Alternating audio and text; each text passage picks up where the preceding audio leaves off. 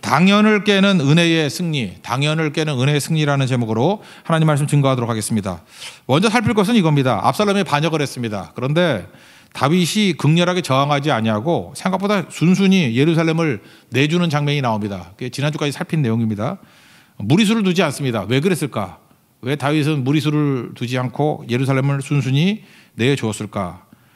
한 세 가지 정도 이유가 있는 것 같아요. 첫째는 하나님의 도성이 전쟁터가 되는 걸 원하지 않기 때문에 그래요. 똑같은 얘기가 그래요. 마치 혹시 교회에서 이렇게 분쟁이 일어나거나 이럴 때 억울한 사람도 있겠죠. 억울하고 뭐 어떤 때는 답답하고. 그렇지만 교회를 전쟁터로 만드는 건 옳지 않다고 생각을 합니다. 그럴 때는 억울하더라도 그냥 물러서고 입 다물고 나오는 게 저는 다윗의 자세라고 생각합니다. 어떻게 교회를 전쟁터로 만들겠어요? 하나님의 도성을 어떻게 전쟁터로 만들겠냐고. 여러분 혹시라도 그런 일이 벌어진다 그러면 하나님이 거하시는 곳, 그것을 혼란의 장소로 만들지 않는 이런 모습이 중요하다고 생각을 합니다. 2차 대전 때 프랑스가 그랬다 그러죠. 독일군이 쳐들어오는데 파리에서 극렬하게 저항 안 했대요. 그냥 후퇴해버렸답니다. 뭐 힘도 없어서 그랬겠지만 이유가 뭐냐? 거기에 굉장히 많은 문화재가 있기 때문에 프랑스 파리에 문화재 보호한다고. 내가 이런 얘기 했더니 어떤 사람이 핑계라 그러더라고. 프랑스 놈들 이상하게 핑계를 댄다고. 근데 맞긴 맞는 것 같아요. 그죠? 마지노선 무너지고 난 다음에 파리 쉽게 내줬습니다. 왜냐? 여기서 전투 안 하겠다는 거예요. 이거 문화적인 자원이기 때문에. 저는 그것도 굉장히 일리가 있는 얘기라고 생각을 합니다. 우리도 그런 마음이 중요한 거죠. 하나님을 사랑하는 마음에 내가 죽고 말지. 그죠? 사도 바울도 그런 얘기 하잖아요. 자기를 주장할 수 있지만 차라리 내가 뭐 이런 표현 있잖아요. 그죠? 내가 죽을지언정. 그게 필요하다는 것입니다. 두 번째는 아들이기 때문에 그렇죠. 아들이 지금 반역을 행했는데 아들하고 싸워서 뭐 잘난 게 있겠습니까? 이겨봐야 뭐 하겠어요. 의미 없는 싸움이죠. 그러니까 아버지니까 알잖아요.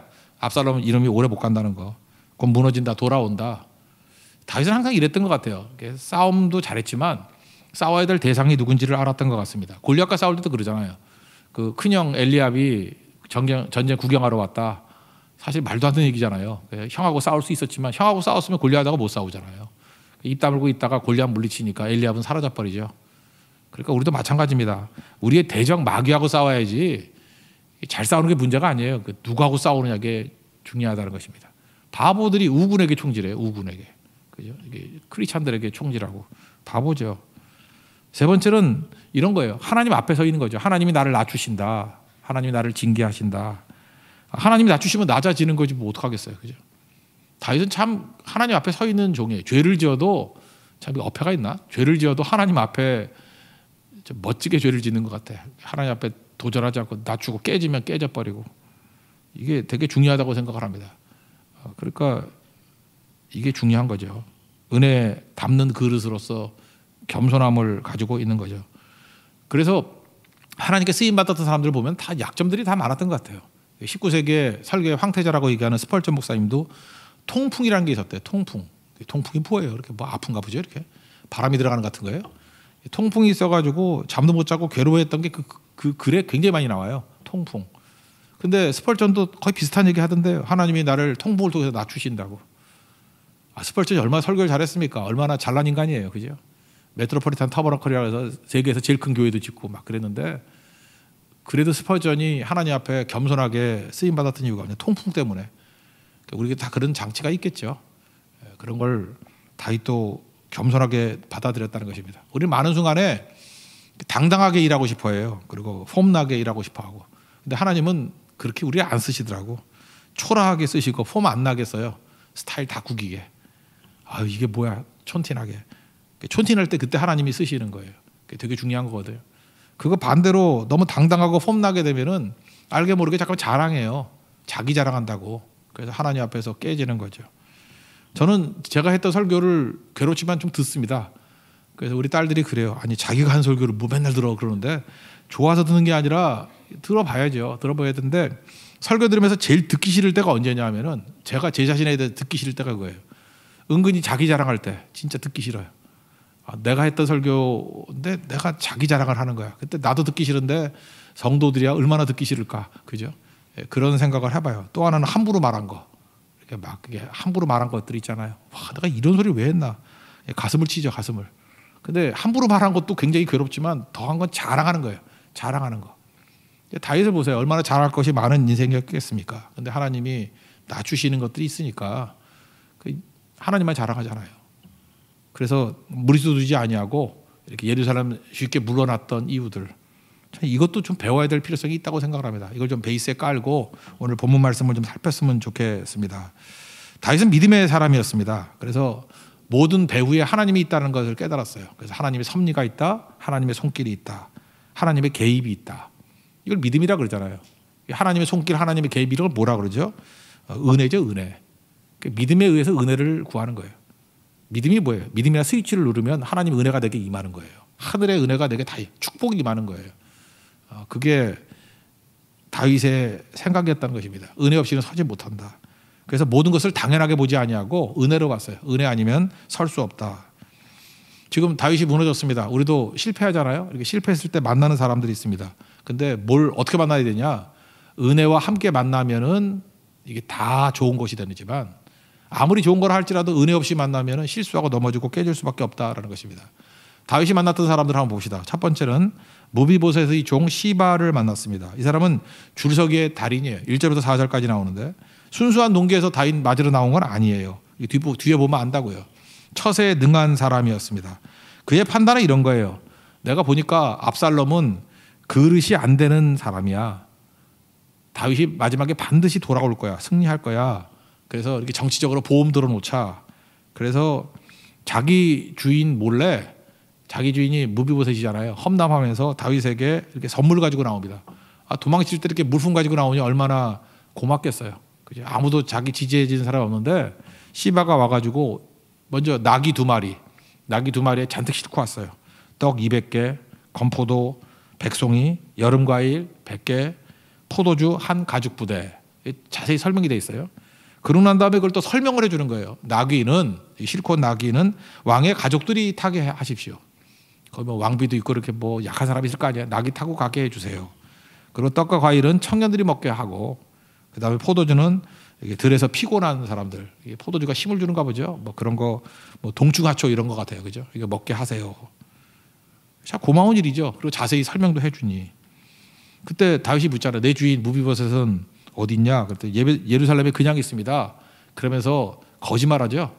이제 아버지의 나라가 회복될 때가 이때다. 그러니까 사울의 나라가 회복될 때가 이때다. 이렇게 반역하는 그런 말을 했다라고 하는 거짓말을 합니다. 그러니까 시바는 나쁜 놈이에요. 그죠?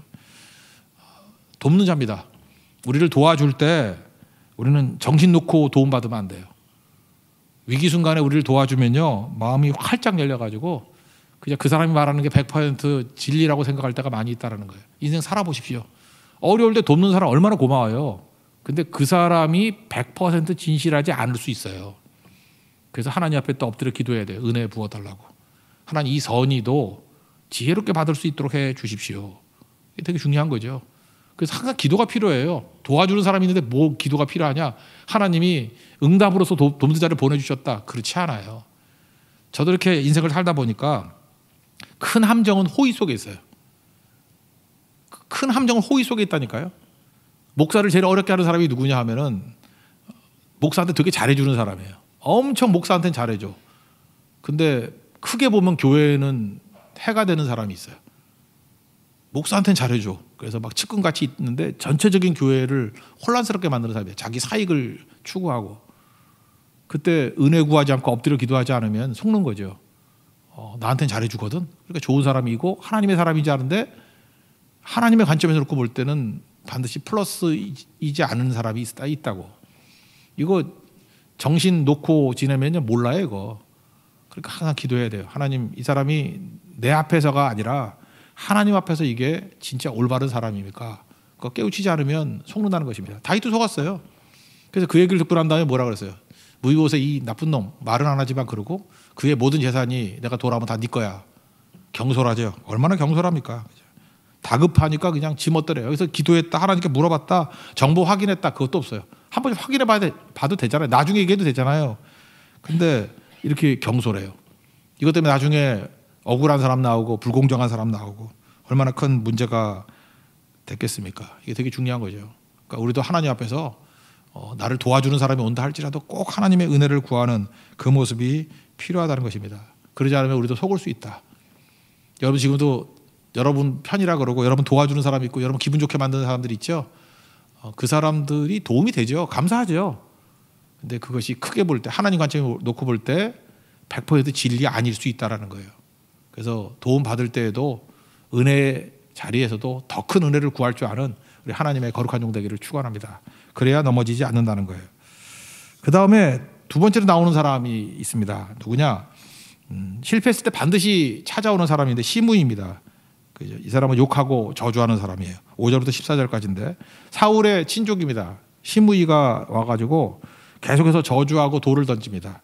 이 저주한다, 돌 던진다, 이건 이스라엘 백성들에게 있어서 최고의 모욕적인 행동들입니다. 뭐라고 얘기하느냐? 피 흘린 자여, 피 흘린 자여, 사악한 자여, 가거라 가거라. 피 흘린 자는 뭐 해석할 것도 없고, 그 다음에 사악한 자. 이게 히브리 원어 뜻은 뭐냐면 벨리알의 자식아 이런 뜻이에요. 벨리알. 이 벨리알이 그 나쁜 그 사탄이라는 뜻이거든요. 벨리알의 자식들. 그러니까 우리 한국식으로 하면 이 개자식아 뭐 이런 거예요, 그죠? 욕 중에 최고 욕이죠. 그러면서 이렇게 욕을 하면서 계속 따라오더라는 것입니다. 마귀는 즐깁니다. 여러분 마귀에게 한번 사로잡힌 사람들 봤습니까? 진짜 즐겨요. 포기 안 하고 어차피 잠도 없어, 그죠? 그 뭐 어떻게 사는지 하여튼 뭐 산삼만 먹고 있는지 하여튼 지치지도 않아요. 그래서 즐기게 쫓아오면서 욕을 하잖아요. 시므이가 그랬어요. 즐기게 쫓아오면서 막 욕을 하더라는 것입니다. 근데 다윗 옆에 있었던 아비새 장군이죠. 그 아비새가 화가 나잖아요. 욕에는 욕. 뭐라고? 벨리알의 자식이라고? 그랬더니 이제 죽은 개 같은 놈아 뭐 이렇게 나오는 거죠. 욕이니까 욕하기 싫으니까 같이 한번 읽어봅시다. 9절 읽겠습니다. 시작. 수리아의 아들 아비새가 왕께 여짜오되 이 죽은 개가 어찌 내 주 왕을 저주하리이까? 청하건대 내가 건너가서 그의 머리를 베게 하소서 하니. 사실 이렇게 하면 안 되는데, 그렇죠? 이게 죽은 개 같은 존재하고 자꾸만 싸우면 뭐 할 거예요? 옛날에 농담으로 그런 거 있잖아요. 개하고 비교하면은 뭐든지 다 욕이라고, 그죠? 개하고 싸워서 지면 뭐라 그러죠? 개만도 못한 놈이죠. 개하고 싸워서 이기면은 개보다 더한 놈. 조절해서 또 비기면 개 같은 놈. 그러니까 개하고는 싸우는 거야. 시므이 같은 이런 죽은 개 같은 존재하고 싸우면 안 돼요. 싸우면은 뭐가 되든 다 욕이야, 그죠? 개보다 더한 놈, 못한 놈, 비슷한 놈, 뭐 그렇게 되는 거죠. 근데 아비새는 죽은 개하고 싸우겠다 그러니까 다윗이 참 겸손한 자세죠. 저는 이게 굉장히 필요하다고 생각합니다. 우리 인생 가운데도 내가 실패했을 때 고소하다 그러면서 막 욕하고 저주하는 사람이 있다니까. 반드시 있어요. 반드시. 시므이가 반드시 있어요. 시므이가. 그때 이렇게 얘기를 합니다. 그가 저주하는 것은 하나님이 저주하라고 하신 거다. 하나님이 허락하신 거다. 그래서 시므이의 입의 말, 그 저주의 말을 하나님 말씀으로 그냥 받아들여요. 하나님이 시므이라는 사람의 입술을 통해서 내게 말씀하시는 것이다. 그리고 자기 얘기를 해요. 야, 내 몸에서 난 아들 압살롬도 나를 죽이려고 그러는데, 아니 그 원수의 후손들인데 시므이가 뭐 욕하는 것 같고 뭘 그러냐, 놔둬라, 이렇게 얘기를 합니다. 10절과 11절 한번 읽겠습니다. 시작. 왕이 이르되 수리아의 아들들아 내가 너희와 무슨 상관이 있느냐? 그가 저주하는 것은 여호와께서 그에게 다윗을 저주하라 하심이니 내가 어찌 그리하였느냐 할 자가 누구겠느냐 하고, 또 다윗이 아비새와 모든 신하들에게 이르되 내 몸에서 난 아들도 내 생명을 해하려 하거든 하물며 이 베냐민 사람이랴 여호와께서 그에게 명령하신 것이니 그가 저주하게 버려두라. 여러분 우리도 중요한 게 이거예요. 하나님 앞에서 불쌍히 여김 받으면 회복이 되거든요. 그러니까 내가 생각하는 것보다 더 과도하게 욕을 한다 그럴 때 그냥 욕 먹고 주님이 낮추시면 낮아지는 거예요. 여러분 인생에서 이게 꼭 필요합니다. 하나님이 낮추실 때가 있거든요. 그럼 낮아지는 거예요. 하나님이 초라하게 하실 때가 있거든요. 그럼 초라해지는 거예요. 하나님 비참하게 만들 때가 있거든요. 그럼 비참해지는 거예요. 그러니까 하나님이 주신 건데 뭐. 그러고 있으면요 그게 겸손이잖아요. 그때부터 하나님께서 이제 준비하신다고, 그거 낮아진 것보다 훨씬 더 많은 은혜로 우리를 채워주셔요. 그게 중요한 건데 은혜 받을 생각 하나로 이런다고. 옛날 꽤 된 얘기인데 어떤 기독교 교사 선생님 하시는 분이었어요. 이분이 뭐 요즘에는 뭐 이런 거 많은데 옛날엔 참 이게 희귀한 일이었거든요. 선생님이 학생을 좀 훈계했어요. 좋게 말하면 훈계인데 좀 몇 대 팬 것 같다, 이렇게 좀 때린 것 같아. 요즘에는 뭐 그런 거 없다 그러던데 뭐 한 15년 전만 해도 있었어요, 많이. 그죠? 선생님이 이제 애를 훈계를 했어. 조금 이렇게 때려가면서 훈계를 했다고. 그랬더니 그 아이 아버지가 오더니 소리를 지르고 욕을 하면서 그 선생이 멱살을 잡는 거야. 멱살을 잡고.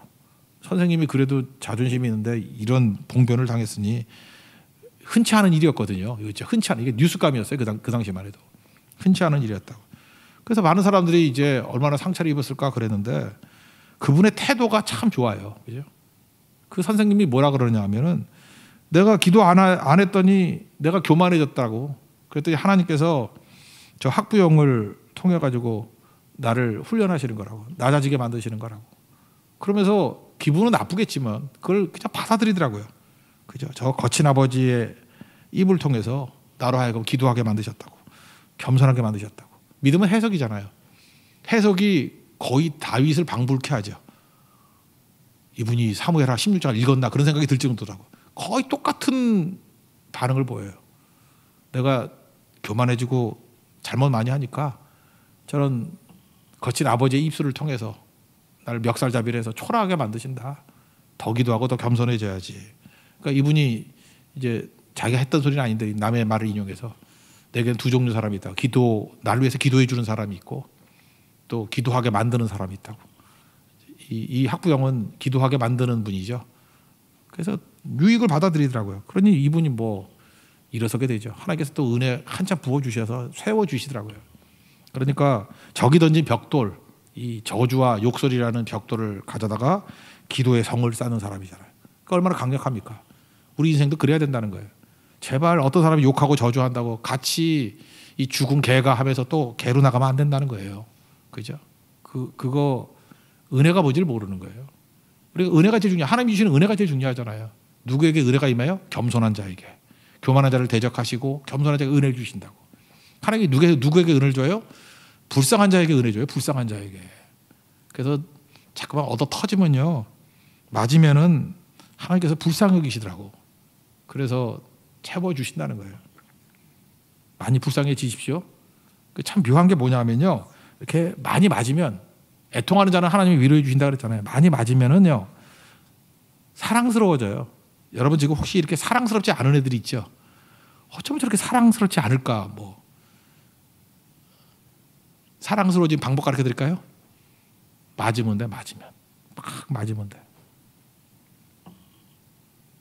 우리나라 정치가들도 내가 해주고 싶은 말이 있는데 정치가들을 이렇게 국민들이 사랑받으려고 그러면 어떻게 하면 되는지 알아요? 권력으로부터 핍박받으면 돼. 맨날 얻어 터지고 감옥에 처박히고 뭐 그죠? 바다에 빠뜨려 죽인다 그러고 뭐 염산도 갖다 뿌리고 막 이렇게 해서 핍박 막 당하면요 인물 되는 거예요. 인물. 사랑스러워져요. 하나님도 마찬가지예요. 하나님이 인물 만드는 마음이 뭔지 알아요? 자꾸만 불쌍해지는 거예요. 얻어 터지고 깨지고. 다윗은 참 이걸 아는 것 같아. 하나님 마음에 쏙 드는 방법을 아는 것 같아. 하나님이 자녀인데 너무 사랑스러워지는 거야. 이 죄짓고 도망치는 주제에 어쩌면 이렇게 예쁘게 얻어 터지나? 길길이 뛰면서 자존심 내세우는 게 아니라 이러잖아요. 예수님하고 비슷하죠? 예수님도 이사야서 53장 7절에 보니까 그 순한 양 같다 그러잖아요. 곤욕을 당하되 괴로울 때도 입을 열지 아니하고 도살장에 털 깎는 자가 이렇게 도살장에 끌려갈 때도 잠잠한 양같이 입을 열지 아니하였다. 그게 되게 중요한 거죠. 지금 13절 같은데 상황을 보십시오. 지금 시므이가 오면서 막 저주하고 욕을 막 해요. 근데 입 다물고 가고 있어요. 그의 저주하는 소리, 먼지 날리는 소리가 사실은 은혜가 쌓이고 있는 거예요. 하나님 은혜가 쌓이고 있고 구원이 쌓이고 있는 거라고. 하나님의 능력이 쌓이고 있는 거라고. 그래서 여러분들도 누가 욕할 때 그냥 가만히 하나님 앞에서 불쌍하게 있으면은 은혜가 쌓이는 거예요. 누가 이렇게 공격하고 있을 때 그냥 입 다물고 기도하고 있으면은 그때부터 능력이 쌓이고 있는 거라고. 승리가 쌓이고 있는 거라고요. 저 이렇게 승리하는 모습들이 우리 가운데 있기를 원합니다. 저와 우리 모든 성도들이 다윗의 이 길을 걸어갈 때 은혜가 쌓이는, 그래서 승리가 쌓이는 그런 열매가 얻는 하나님의 백성 되기를 축원합니다. 그래서 이거 보세요. 이게 은혜 쌓이는 모습 한번 읽어봅시다. 13절입니다. 읽겠습니다. 시작. 다윗과 그의 추종자들이 길을 갈 때 시므이는 산비탈로 따라가면서 저주하고 그를 향하여 돌을 던지며 먼지를 날리더라. 여기서 저주, 돌, 먼지, 이게 단어는 나쁜 것 같이 보이지만 이거를 참고 가니까 저주는 축복이 되는 거고요. 돌멩이는 쌓이는 거예요. 돌 대신에 은혜가 쌓이는 거고, 먼지는 구원과 능력이 쌓이는 거라고. 반대로 생각하십시오. 내 주변에 하나님 저주를 용납하게 해주시고, 돌 던지는 것을 받아들이게 하시고, 먼지 날리는 것들을 감수하게 해 주옵소서. 그럼 그게 다 뒤집어지는 거예요. 은혜 안에서 이렇게 대적을 감당하게 될 때 승리하게 된다는 것입니다. 우리 삶 속에 얼마나 다가오는 문제들이 많이 있습니까? 다윗과 같이 제대로 반응할 줄 아는, 그래서 모든 저주를 이렇게 은혜로 뒤바꿀 수 있는 하나님의 거룩한 종 되기를 축원합니다. 그 다음에 세 번째 실패 동안에 만나는 사람이 누구냐면 이제 책략가들 만나는 거죠. 후세와 아이도벨. 그래서 지략도 은혜를 만나야 한다라는 것입니다. 아이도벨은 어떤 사람이에요? 제갈공명 같은 사람이라 그랬잖아요. 지략가, 전략가입니다. 압살롬한테 사람들이 다 모였죠. 이스라엘 백성들이, 모든 이스라엘 백성이 모였다 그러고, 아이도벨도 모였다 그러고, 그러니까 수도 많고 지략가도 모이고, 그러니까 보통 센 게 아니죠. 그때 약간 좀 369 책사가 있어요. 후세인데 다윗의 친구예요. 근데 아직 똑똑하지 않았던 것 같아요. 위장 투입을 했습니다. 그래서 압살롬이 오니까 왕이여 만세, 왕이여 만세 그랬다고요. 사실 이 사람은 책략가라기보다는 내가 볼 때 참 하나님께서 연기를 잘하게 한 것 같아요. 발연기 했으면 잡혔을 거 아니야. 왕이여 만세, 만세 있으면 쇼하네. 그런데 아주 연기를 잘했던 것 같아요. 이 사람은 책략가라기보다는 아무래도 그 연기를 잘하는 그런 사람이었던 것 같아요. 그랬더니 아버지하고 친구인지 알거든요. 그러니까 압살롬이 그러는 거죠. 너 아버지 친구 후세 아니냐? 그죠? 네가 지금 아버지 친구인데 친구가 할 짓이냐? 아버지 배신하고 온 게. 그런데 아버지란 말도 안 해요. 왜 내 친구와 같이 안 갔니? 그래. 그러니까 아버지를 친구라 그래. 내 친구. 참 나쁜 놈이죠. 아버지란 말도 안 하고 왕이란 말도 안 하고 왜 네 친구한테 안 갔니? 그랬다고요. 그 17절 한번 읽겠습니다. 시작. 압살롬이 후세에게 이르되 이것이 내가 친구를 후대하는 것이냐? 내가 어찌하여 내 친구와 함께 가지 아니하였느냐 하니. 그렇게 참 싸가지 없는 소리 하는 거죠. 그때 후세가 이렇게 대답하죠. 하나님과 모든 백성이 택한 왕, 압살롬 당신에게 나는 속한 사람입니다. 아주 이렇게 기분 좋게 얘기를 해줘요.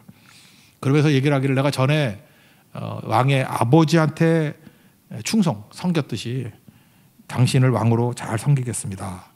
그랬더니 또 이게 먹히네. 그러니까 연기 엄청 잘한 거죠. 위장 투입 성공. 그래서 후세에게 하나님의 은혜가 임한 건 무엇입니까? 연기력이에요. 연기력을 주셔가지고, 그죠? 엄청난 연기를 주셔가지고 안성긴 같은 연기력을 줘가지고 위장 투입이 가능하게 되었다. 이게 또 은혜죠. 사실 후세가 그렇게 뛰어난 사람 아닌데 이 사람이 나중에도 보면 이해가 안 돼. 이렇게 허접한 사람이 어떻게 성공했을까? 하나님 은혜 주시면 성공해요. 그래서 후세를 옛날에 이제 후진세라고나 얘기했는데 후진 인생이에요, 그죠? 후세인데 근데 이게 먹혀요. 하나님 은혜가 임하니까. 반면에 너무 탁월한 아이도벨인데 이건 마귀적인 지혜거든요. 하나님이 꺾어버리잖아요. 이 마귀적인 지혜가 얼마나 탁월한지 보십시오. 당시에는 같은 이스라엘 백성들이니까 피아를 구분할 수 없죠. 누가 우리 편이 적인지. 그러니까 누가 우군인지 적군인지를 모르잖아요. 그리고 아까도 보니까 시바 같은 사람은 마음 정해지지 않았죠. 지금 양다리 아니에요, 양다리. 그냥 다윗에게 음식 주지만 또 압살롬이 이기면 그쪽에 붙을 용의가 있는 사람이에요. 그 사람은 그냥 이렇게 양쪽에. 그러니까 시바 같은 사람이 한둘이었겠습니까? 엄청나게 많았겠죠. 그러니까 이 아이도벨이 머리가 좋은 사람이에요. 지금은 피아를 가르는 게 되게 중요합니다. 그래서 통합적인 리더십보다는 어떤 당파적인 리더십이 중요한 겁니다. 우리 편인지 아닌지 이거 빨리 해야 돼요. 그래서 편가름을 한다고. 편가름을 하는 리더십, 이게 마귀적인 지혜거든요. 하나님의 지혜가 임하면 하나 되게 만들어요. 근데 마귀적인 지혜가 임하면 항상 편가름이야. 우리 편, 네 편, 우리 편, 네 편. 편가름해도 강해지거든요. 편가름하면 당장의 유익은 있어요. 당장의 이익을 실현할 수 있다고. 그게 아이도벨의 당파적인 지혜였어요. 그 방법이 뭐였죠? 후궁두구 같죠? 후궁두구한 것을 백주 대낮에 백성들이 다 보는 데서 범하라고. 그러면은 아버지한테 못될 짓 한 거 아니에요. 그러니까 다윗하고 다시는 화해할 가능성이 없어. 그래야만 우리 편이 모인다는 거예요. 그죠? 빼도 박도 못하게 만들어 버려라. 그러니까 아이도벨의 이 얘기는 맞긴 맞는 얘기죠. 그렇지만 마귀적인 계략이다. 이렇게 말할 수 있죠. 꾀로 살면 안 되겠죠. 꾀로 살면 안 되고 일시적인 효력은 있지만 하나님의 지혜로 살아야죠. 시편 1편 1절 보니까 복 있는 사람은 악인의 꾀를 쫓지 않는다. 이때 이 꾀가 아짜트거든요. 이게 아이도벨의 꾀 이런 거라고. 이게 당장은 먹혀요. 근데 최종적으로는 망할 거죠. 망할 거. 이런 지혜 얻으면 안 되겠죠. 그래서 우리는 어떻게 살아야 됩니까? 하나님의 지혜를 얻어야 돼요. 그게 뭐죠? 1장 2절 보니까 여호와 율법을 즐거워하며 그 율법을 주의하러 묵상하는 자로다. 말씀의 길 걸어간다. 예수님이 길이요 진리요 생명이잖아요. 말씀의 길로 가야 돼요. 그럼 말씀의 빛을 비춰주시고 말씀이 우리에게 힘을 주신다고. 말씀 대신 예수님이. 그러니까 아이도벨 같은 이런 세속적인 지혜가 아니라 하나님의 지혜를 가지고 살아가는 하나님의 종 되기를 바랍니다. 이 비슷한 게 있는데 한 사람은 우리가 이렇게 탁월하게 무조건 탁월해서 이길 수 있는 사람을 갖다가 잘 안 쓰지만 탑독이라 그래. 탑독. 탑. 꼭대기 있는 개라는 뜻이에요. 탑독. 반면에 누가 보더라도 열쇠에 놓여 있고 그죠? 이기거나 성공할 가능성이 거의 없는 것. 그걸 언더독이라 그러잖아요. 언더독. 그죠? 이렇게 뭐 프로야구나 이런 거 할 때 보면은 뭐 꼴찌 할 것 같이 보이는 팀이 갑자기 뭐 우승을 하거나 뭐 이런 경우. 그죠? 그 영국 영국 축구에서 볼 때는 누구였죠? 어디였죠? 레스터 시티인가? 예, 그죠? 뭐 갑자기 몇 년 전에 한번 우승했던 적 있죠. 그럴 때 뭐라 그래요? 언더덕이라 그런다고. 여기 보면은 지금 후세는 언더덕이에요. 그리고 탑독에 해당되는 게 아이도벨. 근데 누가 이겼어요? 하나님의 은혜가 임하니까 언더덕인 후세가 나중에 이기잖아요. 그러니까 은혜가 중요한 거죠. 이 비슷한 걸 역사에서 살펴본다 그러면 1812년 나폴레옹이 러시아 침공하죠. 러시아 침공해가지고 나폴레옹은 어떤 사람입니까? 엄청 똑똑한 사람 아니에요, 그죠? 영웅은 영웅. 지금도 뭐 세계 영웅 그러면 나폴레옹 들지 않습니까? 그렇지만 뭐 교만이 머리까지 간 사람이죠. 탑독이에요. 반면에 러시아의 장군이 누구였냐면 그 후투조프라는 사람이에요. 쿠투조프라는 장군이 있거든요. 이 사람은요, 약간 좀 멍청하다는 얘기 많이 듣고 폼만 하는데 웃기게 생겼어. 사진 한번 보여주세요. 안 웃겨요? 어디 여기다가 그 쫄쫄이 바지 입어가지고 저 이상하고. 그리고 이게 비율이 맞아요, 지금 이게? 그죠? 어디 들어갈 때 하나도 없고. 이게 이 사람이 쿠투조프라는 사람이거든요. 러시아 사령관이에요. 근데 이게 됐습니다. 이제 그만 보고 싶어요. 예. 쿠투조프가 나폴레옹 멋있잖아요. 근데 쿠투조프는 뭐 좀 이상하잖아요. 그죠? 쿠투조프. 근데 나폴레옹이 신공해 오니까 후퇴만 하는 거야, 후퇴만. 그러니까 뭐 비난이 엄청났죠. 뭐 저런 바보가 다 있냐.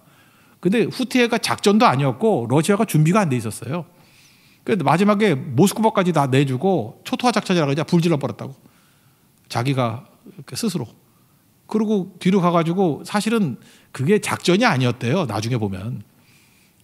러시아 군대가 없어가지고 그렇게 후퇴하면서 그러면서 정비를 한 거래요. 그래서 한 10만 명 정도 되는 거 또 정비했대요. 60만 명이 쳐들어왔거든. 뭐 많이 해봐야 10만 명에서 뭐 15만 명 그 정도밖에 군사를 모으지 못했대요. 근데 겨울철 되니까 나폴레옹이 교만했죠. 일단 너무 추웠고 모스크바가. 그리고 병참 지원이 안 되니까 지치기 시작하는 거죠. 후퇴. 근데 참 묘한 게 뭐냐면 후퇴하면은 그 포위해서 이렇게 공격할 수 있잖아요. 근데 퇴로를 또 열어줬어요. 그죠? 쿠투조프. 이게 바보죠. 저런 바보가 다 있냐고. 퇴로를 막아놔야 얼어 죽지. 근데 얼어 죽지 말라고 또 퇴로를 또 열어주네. 쭉 가다가 그건 작전이었던 것 같아. 내가 아무리 봐도. 그죠? 저 쫄쫄이 입은 아저씨 말이에요. 작전이었던 것 같아. 그래서 나중에 그 베레지나라는 강이 있거든. 베레지나.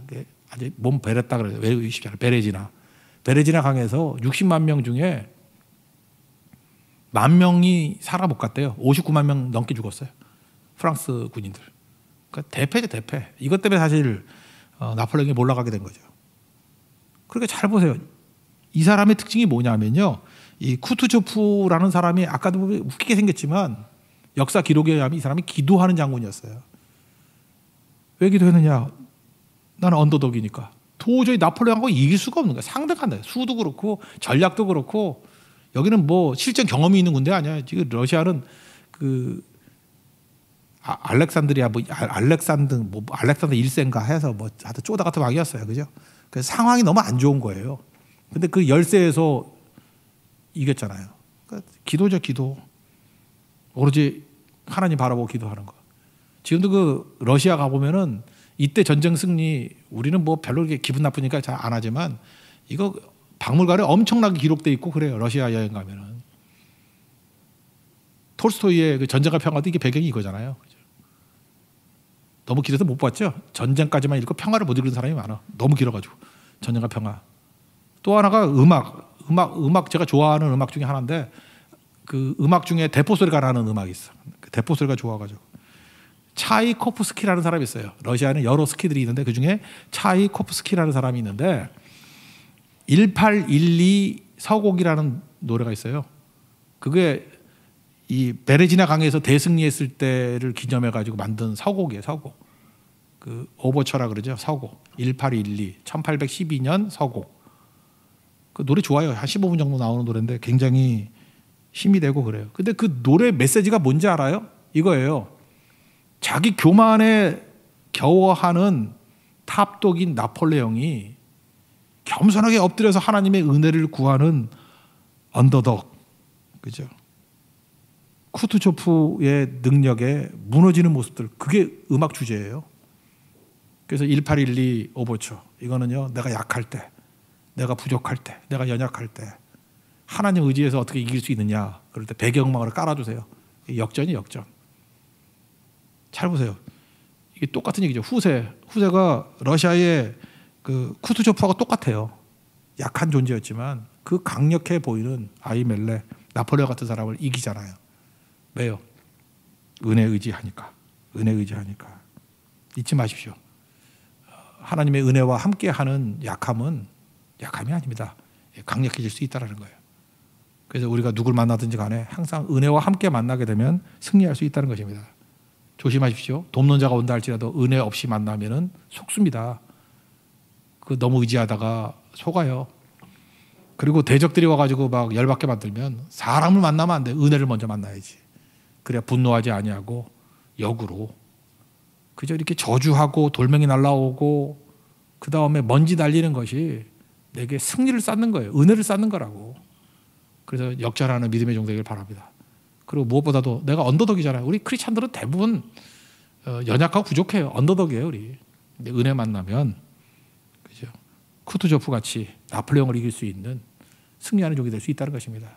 우리 몸매도 안 좋고 살쪄가지고 확진자 되고 뭐 나이 들고 도저히 안 될 것 같이 보이죠. 근데 은혜가 임하면 쿠투조프가 나폴레옹 이겼어요. 잊지 말라고요. 10만 명 가지고요. 60만 명을 아주 전멸시켜 버렸다고.